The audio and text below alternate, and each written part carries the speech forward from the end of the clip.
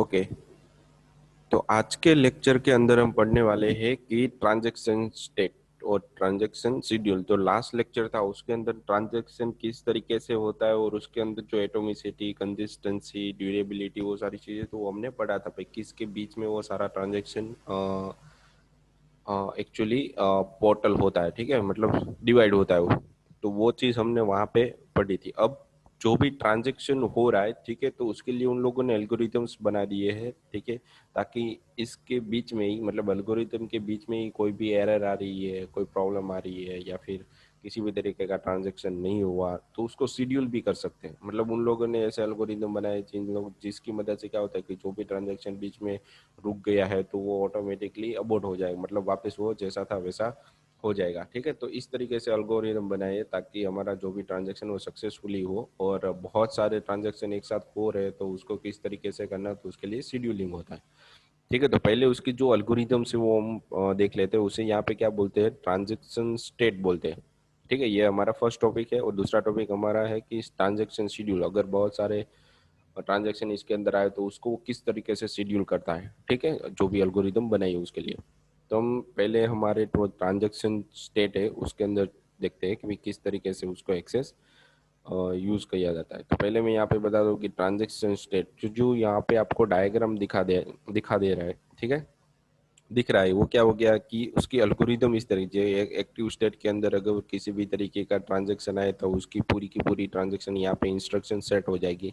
उसके बाद अगर उसके नेट सही चल रहा होगा, ठीक है, या फिर कोई भी उसका फोन सही चल रहा होगा या फिर लैपटॉप है, तो सब कुछ सही चल रहा होगा तो क्या हो जाएगा कि उसकी जो ट्रांजैक्शन वो पार्शियली कमिटेड होगी, मतलब आधी होगी। मतलब उसके साथ क्या करना है, जबकि आपकी एक ट्रांजैक्शन आती है उसके अंदर मुझे क्या करना होता है, दो स्टेट होती है। पहले तो मुझे उसके अंदर जो भी डेटा पड़ा वो रीड करना होता है, ठीक है। रीड करने के बाद मुझे अगर वो ट्रांजेक्शन कर रहा है तो उसमें से माइनस होगा, ठीक है, और जो भी माइनस हो रहा है वापस उसके अंदर ट्रांजेक्शन के अंदर ऐड हो जाएगा, मतलब राइट होगा वापस, मतलब रीड, डिडक्शन एंड राइट।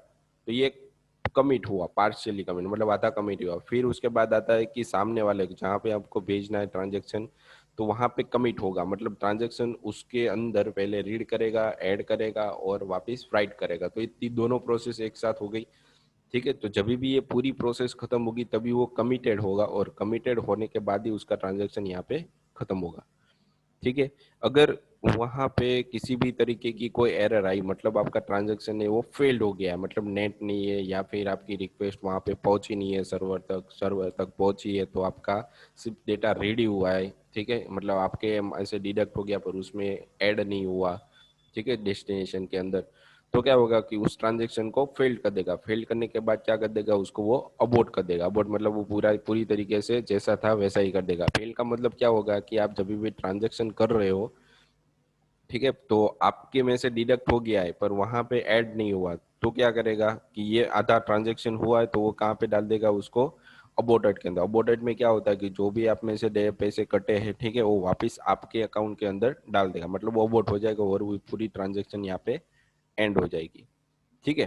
फिर तीसरा स्टेट यहाँ पे कौन सा है, तो एक्टिव हुआ है, आप में से डिडक्शन हो गया है, पार्शियली कमिटेड, या फिर उसके अंदर ऐड भी हुआ है पर किसी नेटवर्क की प्रॉब्लम की वजह से या फिर आप में से कटा है, ठीक है, और उसमें ऐड नहीं हुआ, तो कहाँ पे चला जाएगा, वापस फील्ड के अंदर जा। मतलब ये प्रोसेस जो हमने यहाँ पे बताई है, ठीक है, ये भी हो रही है और यहाँ से डायरेक्टली यहाँ पर भी आ सकता है। फिर यहाँ पे आने के बाद अगर आधा ट्रांजेक्शन हुआ है तो वापस अपवोट करेगा, मतलब जैसा था वैसा, जैसे ट्रांजेक्शन पहले था वैसे ही कर देगा और वापस वो उस ट्रांजेक्शन को एंड कर देगा, ठीक है।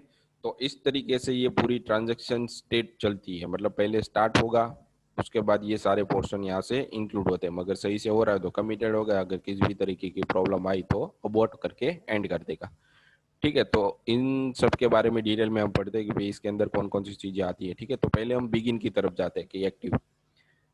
तो पहले हम एक्टिव स्टेट के बारे में आपको बता रहा हूँ कि active state is a first state for every transaction, मतलब जितने भी आपको ट्रांजेक्शन आपके मोबाइल के अंदर या फिर कितने भी ट्रांजेक्शन सर्वर के अंदर हो रहे हैं, ठीक है, तो सारे के सारे पहले कहाँ पे आएंगे कि एक्टिव स्टेट के अंदर आएंगे।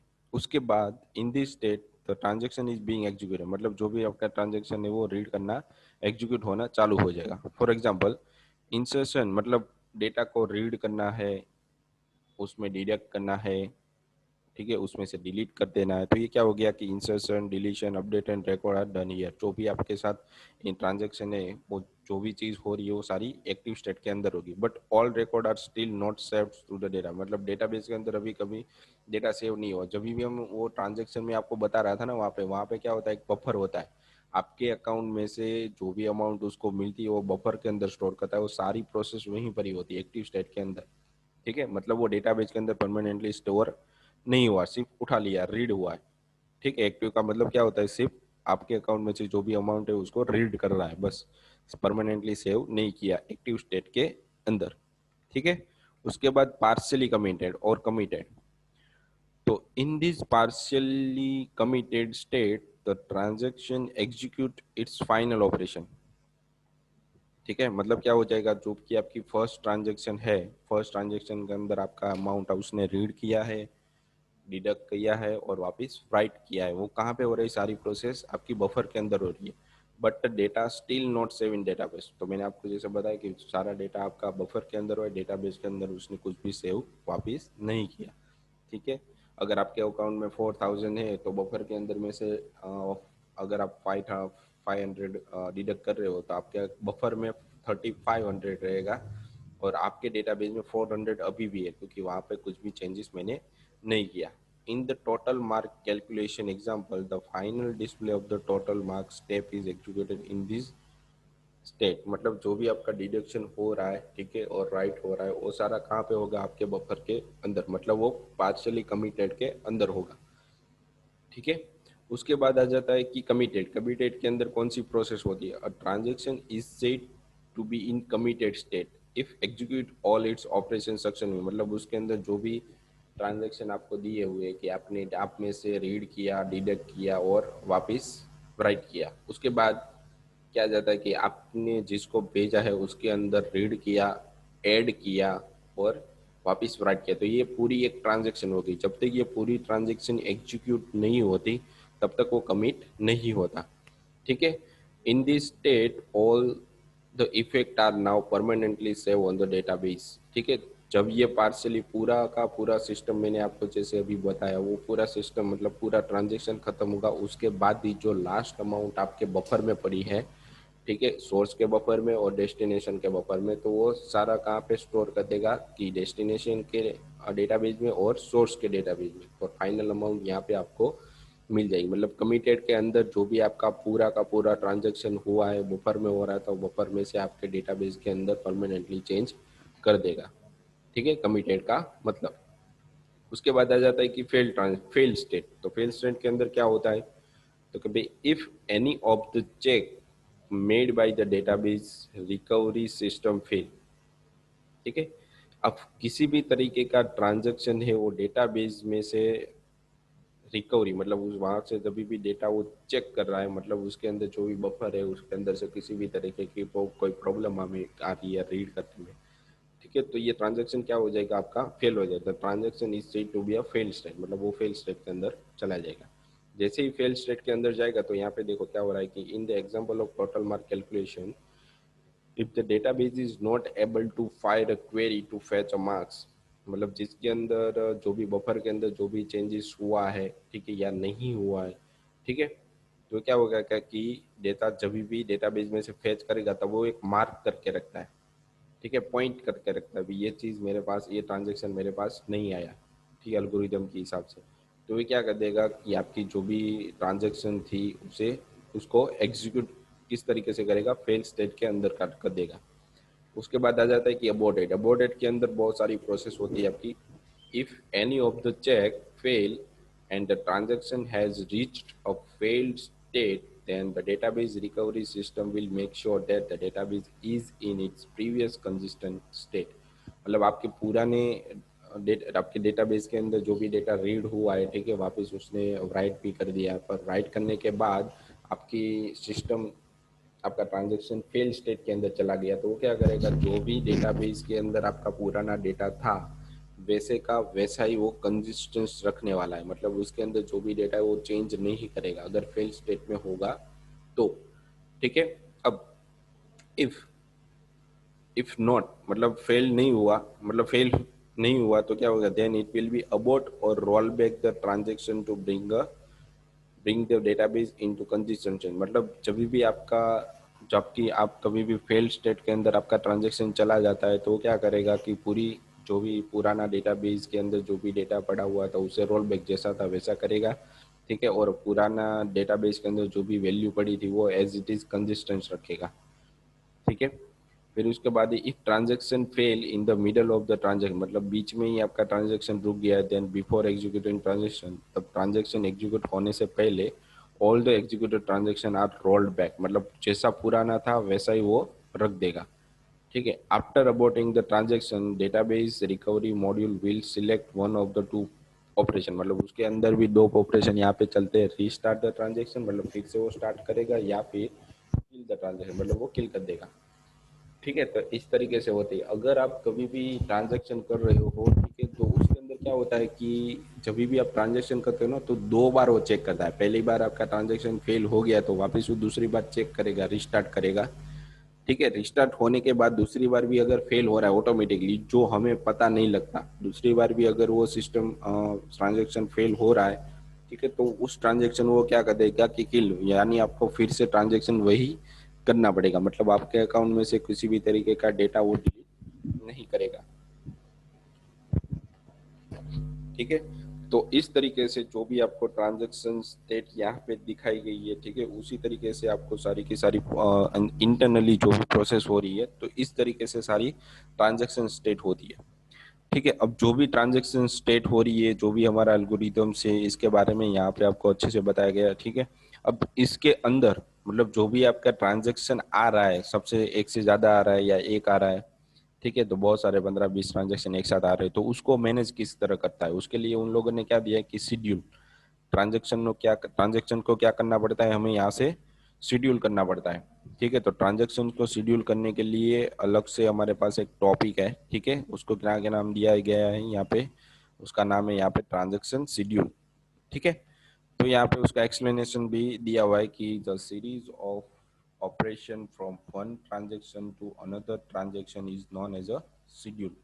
मतलब एक ट्रांजेक्शन जब तक खत्म नहीं होगा पूरी तरीके से, तब तक वो दूसरे ट्रांजेक्शन के अंदर मूव नहीं होगा, ठीक है। ये आपको दिखाएगा, मतलब सीरीज मतलब क्या हो गया कि यहाँ पे लिस्ट ऑफ ट्रांजेक्शन होगा हमारे पास, तो जिसको पेंडिंग में, पहला ट्रांजेक्शन अभी खत्म नहीं हुआ तो दूसरा ट्रांजेक्शन को क्या करेगा, वो शेड्यूल में रखेगा, भाई इसका टाइम है, इसका बाद इसका, तो ये सारा मिली सेकेंड के अंदर होता है, ताकि हमें लगता है कि हमारा ट्रांजेक्शन फटाफट हो रहा है, पर थोड़ी वो प्रोसेस लेता है 2 या 3 सेकंड, या मैक्सिमम 5 से 10 सेकंड वो लेता है, ठीक है, ट्रांजेक्शन होने के अंदर। फिर क्या है कि जो भी ट्रांजेक्शन हमारा हो रहा है उसको स्टोर करके भी रखता है, भाई किस तरीके से करना है हमारा ट्रांजेक्शन। तो यहाँ पे लिखा है it is used to preserve the order of operation in each of the individual transaction. जो भी आपने ट्रांजेक्शन यहाँ पे दिए हुए हैं, ठीक है, सिस्टम के अंदर, या फिर कोई मैन्युअली कर रहा है ट्रांजेक्शन, तो जो भी यहाँ पे ट्रांजेक्शन हो रहा है उसको हर एक पार्ट के अंदर डिवाइड किया जाता है, भाई शेड्यूल है, नॉन शेड्यूल है या सीरियलाइज है, तो तीनों के बारे में हम यहाँ पे डीपली पढ़ने वाले हैं, ठीक है। तो उसका डायग्राम भी मैंने आपको यहाँ पे नीचे दिया हुआ है कि एक शेड्यूल है, उसके अंदर हमें यहाँ पे क्या दिखाया गया है कि serial schedule, non serial schedule and serialisable schedule, ठीक है। ये तीन तरीके के पार्ट हमें यहाँ पे दिखाए गए, तो तीनों को हम डीपली पढ़ेंगे। पहले तो हम शेड्यूल, वो पता चल गया, फिर शेड्यूल क्या होता है, तो series of operation from one transaction to another transaction is called schedule, ठीक है। तो ट्रांजेक्शन का यूज क्या होता है, तो भी जो भी ट्रांजेक्शन या ऑपरेशन हो रहे हैं उसको स्टोर करके रखता है इंडिविजुअल ट्रांजेक्शन के फॉर्म में, ठीक है। तो ये इसका मेन यूज है। उसके बाद उसका टाइप्स दिखाए भाई कितने तरीके के शेड्यूल है, 3 तरीके के हैं, ठीक है। तो पहले हम सीरियल शेड्यूल देखते हैं, उसके अंदर क्या होता है,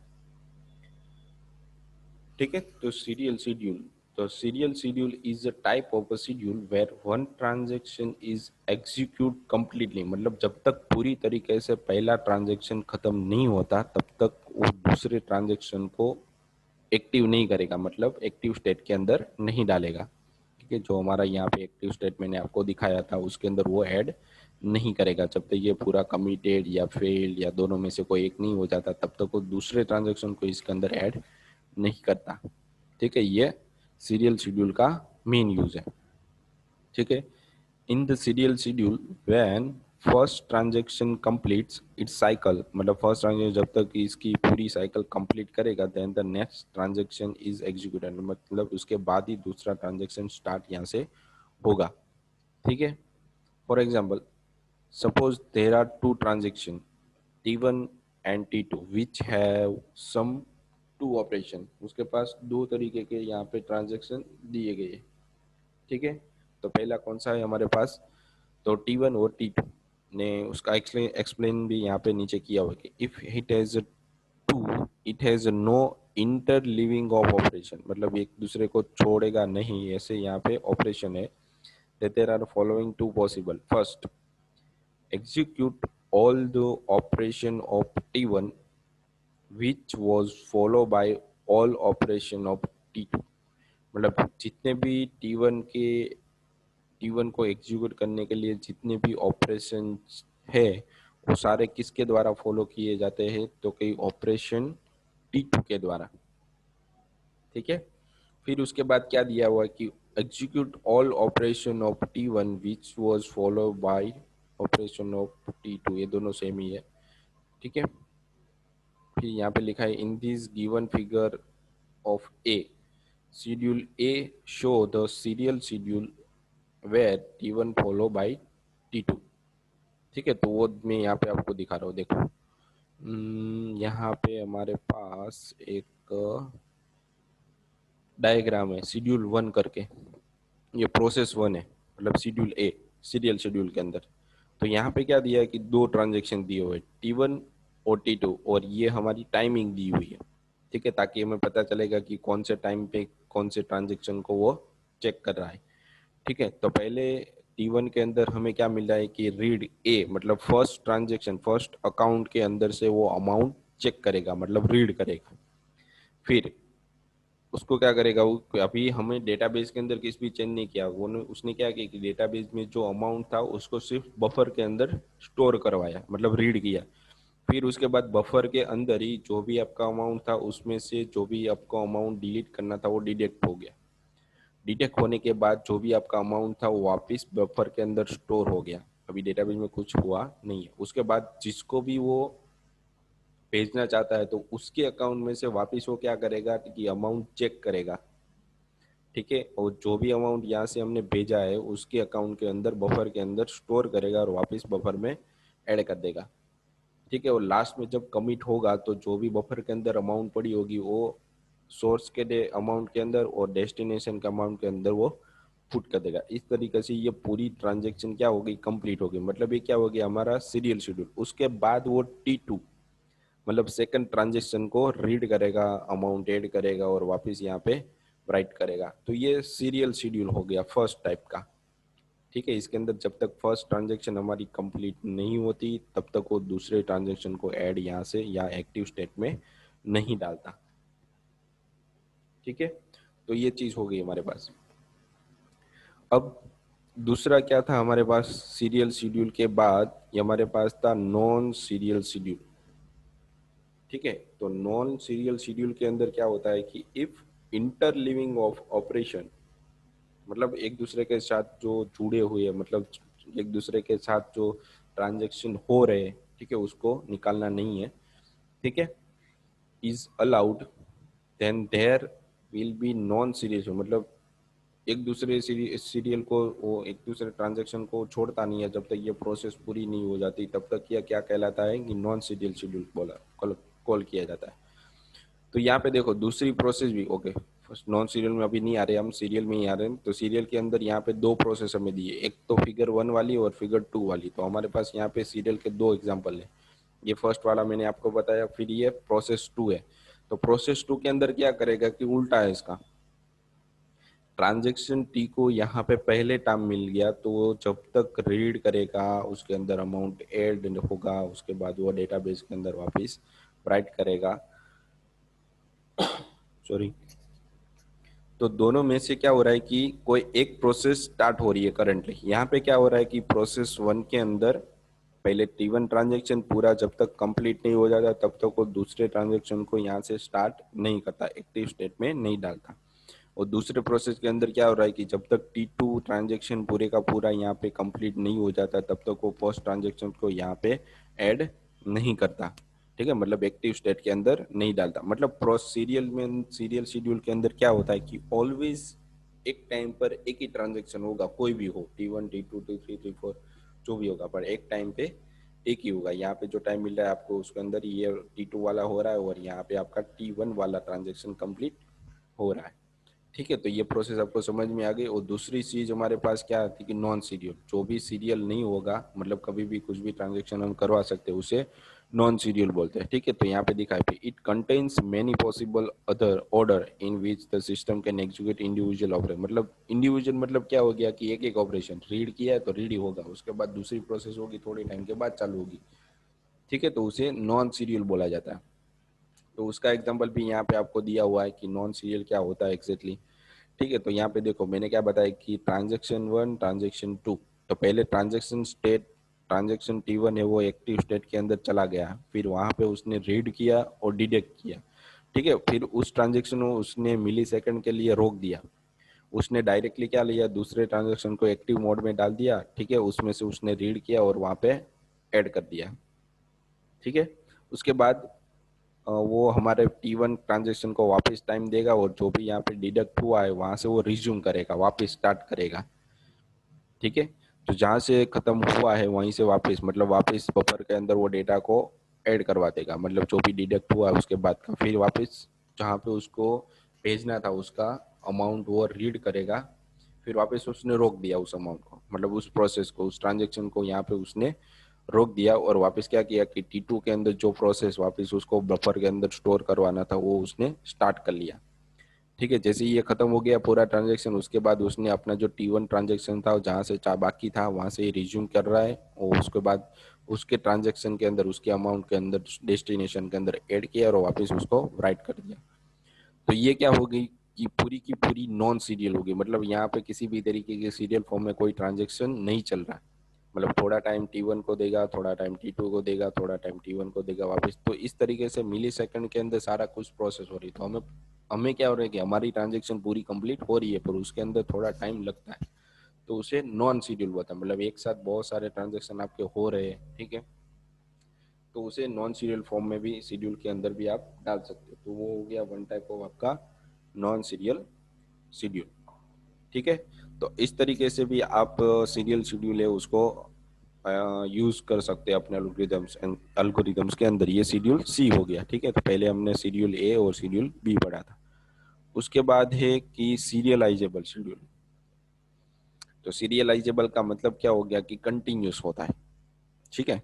the serializability of schedule is used to find non serial schedule, ठीक है। Serializability of schedule is used to find, मतलब सीरियलाइजेबल शेड्यूल कब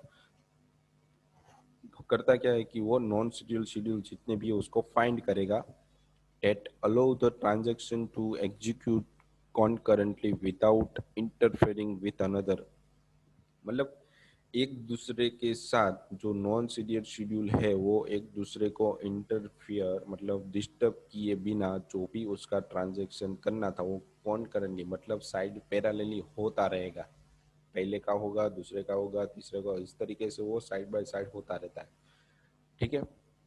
तो ये क्या हो गया वन टाइप ऑफ सीरियल। तो सीरियलाइजेबल का मेन काम क्या है कि जो भी आप serializable schedule is used to find, मतलब नॉन सीरियल जितने भी शेड्यूल है उसको फाइंड करेगा, ठीक है। और जो भी शेड्यूल उसके जो भी ट्रांजेक्शन उसके अंदर है तो एक दूसरे को ट्रांजेक्शन इंटरफियर नहीं करेंगे, मतलब डिस्टर्ब नहीं करेंगे, और उसके ट्रांजेक्शन यहाँ पे होते भी रहेंगे। तो इस तरीके से सीरियलाइजेबल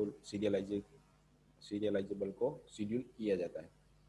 उसके बाद है कि इट आइडेंटिफाइज, तो पहले चेक कैसे करता है, तो it identifies which schedule are correct, मतलब जो शेड्यूल करेक्ट होगा, ठीक है, उसको वो एग्जीक्यूट करना चालू कर देगा उसके दूसरे ऑपरेशन के साथ, मतलब जो भी उसका दूसरा नेक्स्ट ऑपरेशन करना होता है उसके साथ वो इंटरलिंक मतलब ट्रांजेक्शन जो भी उसका एग्जीक्यूशन है उसको रीड करना चालू कर देगा, ठीक है। तो इसका मतलब क्या हो जाता है यहाँ पे कि दूसरे ऑपरेशन को छोड़ता नहीं है, ठीक है, जिसके बाद का जो भी ऑपरेशन यहाँ पे हो रहा है उसको वो छोड़ेगा नहीं, मतलब वो उसके जहाँ से उसने बंद किया था वहीं से वो स्टार्ट करेगा, मतलब उसकी जो लास्ट स्टेट है वो अपने पास रखता है जब भी उसको स्टार्ट करना है, ठीक है। फिर इंटरलीविंग, फिर non serial schedule will be serializable if its result is equal to the result, मतलब जब तक सामने वाले के सोर्स में से डिडक्शन नहीं हो जाता और जो भी सोर्स डेस्टिनेशन के अंदर जो भी अमाउंट भेजनी थी वो दोनों सेम नहीं होते, तब तक ये सीरियलाइजेबल एग्जीक्यूशन चलता रहता है, ठीक है। तो non serial schedule will be serialisable, मतलब नॉन सीरियल शेड्यूल को आप सीरियलाइजेबल भी बोल सकते हो, ठीक है, और सीरियलाइजेबल जो आपका शेड्यूल है उसे नॉन सीरियल भी बोल सकते हो, ठीक है। दोनों वाइस वर्सा है। If its result is equal to the result of its transaction executed serially, मतलब एक दूसरे के साथ वो पैरेलल है, जहाँ से सोर्स में से कटा है तो डेस्टिनेशन में उतना ऐड होना चाहिए, दोनों चेक करता है लास्ट अमाउंट, ठीक है। तो इस तरीके से एग्जीक्यूट होता है, उसकी जो लास्ट प्रोसेस यहाँ पे आपको दिखाई गई है, ठीक है। तो यहाँ पे देखो T1 T2, मतलब पहले वो क्या करेगा कि सीरियलाइजेबल के अंदर जो भी नॉन सीरियल शेड्यूल है उसको फाइंड करेगा, और वो उसकी जो स्टेट रहती है आती आती, इसके अंदर क्या रहता है कि भाई उसने पहले पूरा ट्रांजेक्शन इसका कंप्लीट नहीं किया, मतलब उसमें से रीड किया, डिडक्ट किया और राइट कहीं दूसरी थोड़े टाइम के बाद कर रहा है, तो वो क्या करेगा, जो भी यहाँ पे नॉन सीरियल शेड्यूल है उसको फाइंड करेगा, उसको सीरियलाइज करेगा, मतलब एक प्रोसेस के अंदर रखेगा, मतलब रीड करो, डिडक्ट करो, राइट वहीं पर ही करो, उसके बाद ही नेक्स्ट ट्रांजेक्शन यहाँ पे स्टार्ट करना है। तो यहाँ पे क्या करेगा, नेक्स्ट ट्रांजेक्शन स्टार्ट करेगा, उसमें से वो रीड करेगा, अमाउंट ऐड करेगा और ऐड कर देगा, वापिस राइट करेगा। अगर ये एक स्टेट खत्म हो गई उसके बाद इसके पास क्या करना है कि जो भी यहाँ से सोर्स के पास डिडक्ट हुआ है वही उसको डेस्टिनेशन के पास ऐड करा है, मतलब ये दोनों सेम होना चाहिए उसके पास, ठीक है। यहाँ से कटा है तो उसके अमाउंट में इतना होना चाहिए और इसके अकाउंट में लास्ट में वो बैकग्राउंड में चेक करता है, ठीक है। तो इस तरीके से वो जो भी नॉन सीरियल शेड्यूल है उसको सीरियलाइज करता है, मतलब इस तरीके से कंटिन्यूस करता है, यहाँ जो आधी आधी प्रोसेस हमारे पास रह गई थी, ठीक है, उसको वो क्या करता है, कंप्लीट करता है, ठीक है। फिर यहाँ पे लिखा है schedule A and schedule B are serial schedule, C and D are non serial, ठीक है। तो नॉन सीरियल कौन से होगी, सीरियलाइजेबल है उसको भी यहाँ पे नॉन सीरियल शेड्यूल भी हम बोल सकते हैं, ठीक है।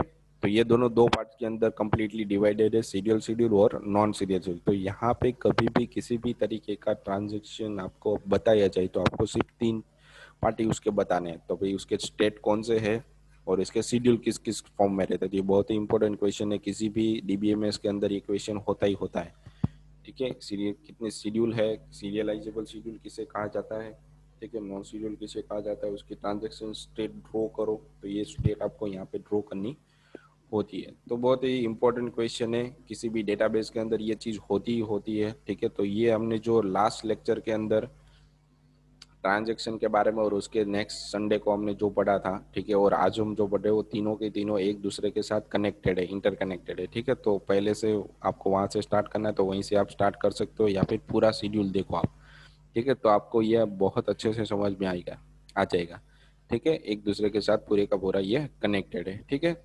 तो आज के लेक्चर के अंदर हमने पूरी जो प्रोसेस है ट्रांजेक्शन की उसके बारे में पढ़ा, ठीक है, किस तरीके से होता है, कितनी उसकी एल्गोरिथम्स होती है, ठीक है।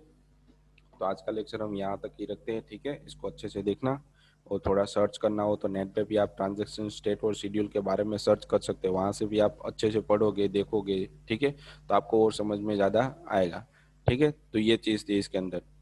तो आज का लेक्चर यहीं तक ही रखते हैं, थैंक यू।